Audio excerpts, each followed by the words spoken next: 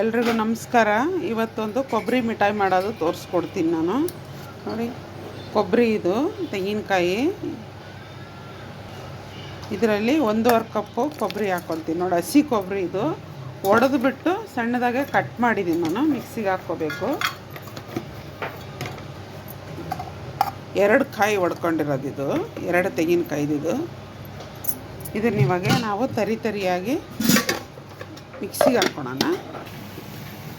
ನಾನ್ ಸ್ಟಿಕ್ದೊಂದು ಬಾಣಲಿ ಇಟ್ಕೊಂಡಿದ್ದೀನಿ.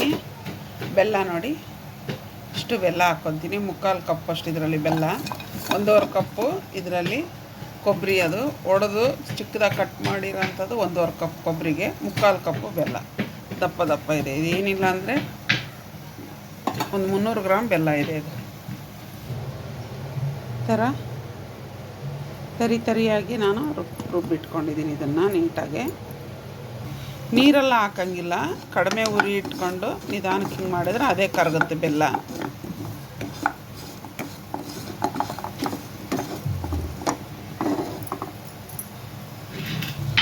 ಅದೇ ಕರಗ್ತಾ ಇರುತ್ತೆ ಬೆಲ್ಲ. ಇವಾಗ ಉರಿ ಕಡಿಮೆನೇ ಇಟ್ಕೋಬೇಕು.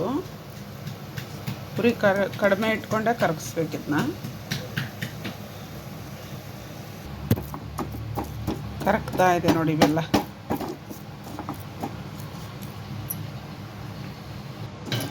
ಬೆಲ್ಲ ನೋಡಿ ಕರಗ್ತಾ ಇದೆ. ಇನ್ನೊಂದು ಸ್ವಲ್ಪ ಹೊತ್ತು ಕರಗಬೇಕು. ಬೆಲ್ಲ ತುಂಬ ನೀಟಾಗಿ ಕರಗಿದೆ ಇವಾಗ. ನೋಡಿ, ಎಲ್ಲಿ ಗಂಟಿಲ್ಲ, ಚೆನ್ನಾಗಿ ಕರಗಿಸ್ಕೊಂಡಿದ್ದೀನಿ. ಇವಾಗ ನಾನು ಕೊಬ್ಬರಿ ಹಾಕ್ಕೊಳ್ಳೋಣ. ನೋಡಿ ಎಷ್ಟು ಚೆನ್ನಾಗಿ ಹೋಗ್ಬೇಕು, ಕರಗಿದೆ. ಇವಾಗ ನಾವು ಕೊಬ್ಬರಿ ಹಾಕ್ಕೊಳ್ಳೋಣ. ಕೊಬ್ಬರಿ ಹಾಕ್ಕೊಂಡಿದ್ದೀನಿ, ಚೆನ್ನಾಗಿ ತಿರ್ಗಿಸ್ಕೊಳ್ಳೋಣ. ಇವಾಗ ಮಿಕ್ಸ್ ಮಾಡ್ಕೋಬೇಕು. ಮೇಯ್ನು ಚೆಂದಾಗಿ ಹುರ್ಕೋಬೇಕು. ಇವಾಗ ಕೊಬ್ಬರಿ ಹಾಕ್ಕೊಂಡ್ಮೇಲೆ ಹಸಿ ವಾಸನೆ ಕೊಬ್ಬರಿ ಇದೆಲ್ಲ ಹೋಗಬೇಕು.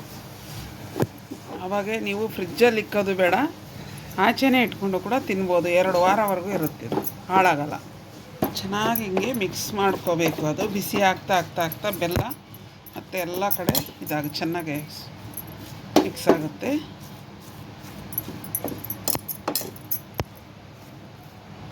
ಮಿಕ್ಸ್ ಆಗ್ತಾ ನೋಡಿ, ಅದೇ ನೀಟಾಗಿ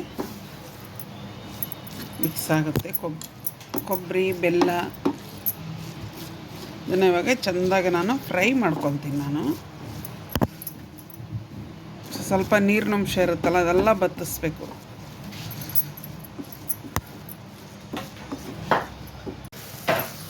ತೆಂಗಿನಕಾಯಲ್ಲಿರೋದು ಹಾಲು, ಅದು ನೀರಿನ ಅಂಶ ಇರುತ್ತಲ್ಲ, ಅದೆಲ್ಲ ಹೋಗ್ಬೇಕು. ಚರ್ಚರ ಅನ್ನತ್ತೆ. 5 ರಿಂದ 10 ನಿಮಿಷ ತೆಂಗಿನಕಾಯಿ ಚೆನ್ನಾಗಿ ಹುರ್ಕೊಂಬಿಟ್ರೆ ರೆಡಿ ಆಯಿತು ಅಂತಾನೆ. ನೋಡಿ, ಇವಾಗಿದು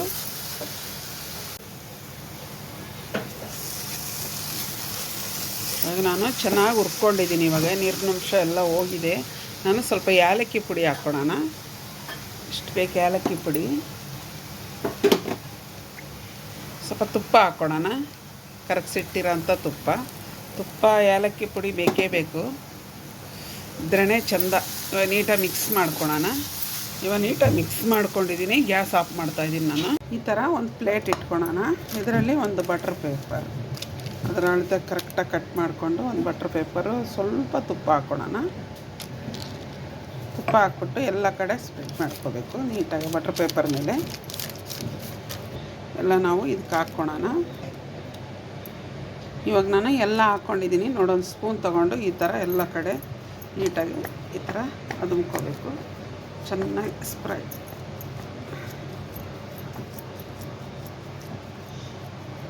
ಒಂದೇ ಸಮ ಮಾಡ್ಕೋಬೇಕಿತ್ತು.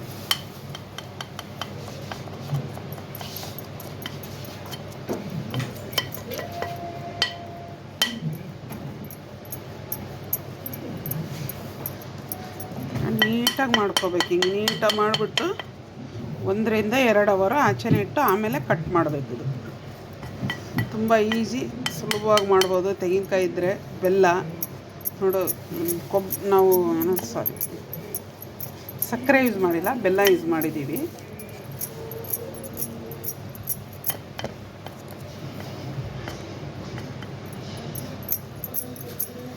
ಒಂದರಿಂದ 2 ಅವರ್ ಇರಬೇಕಿದು, ಆಮೇಲೆ ಕಟ್ ಮಾಡೋಕ್ಕಾಗೋದು. ಇಷ್ಟೇ ಇದು.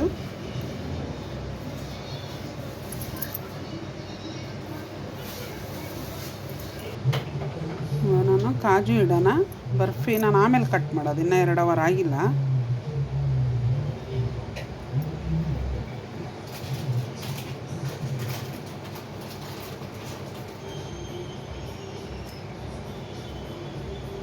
ಇವಾಗ ನಾನು ಇದನ್ನು ಕಟ್ ಮಾಡ್ತೀನಿ.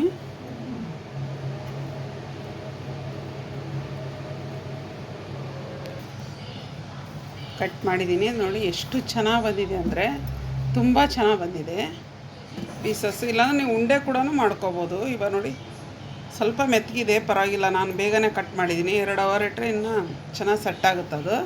ಇದೇ ಥರ ನೀವು ಮಾಡ್ಕೊಳ್ಳಿ. ನಮ್ಮ ಚಾನಲ್ ನೋಡಿರಿ, ಸಬ್ಸ್ಕ್ರೈಬ್ ಆಗಿಲ್ಲ ಅಂದರೆ ಸಬ್ಸ್ಕ್ರೈಬ್ ಮಾಡಿ, ಬೆಲ್ ಬಟನ್ ಹಾಕಿ, ಮಾಡಿರೋ ವೀಡಿಯೋಗಳು ಬರ್ತವೆ. ನಮ್ಮ ವೀಡಿಯೋ ನೋಡಿ ನಮಗೆ ಸಪೋರ್ಟ್ ಮಾಡಿ ಪ್ಲೀಸ್. ದಯವಿಟ್ಟು ಲೈಕ್ ಮಾಡಿ.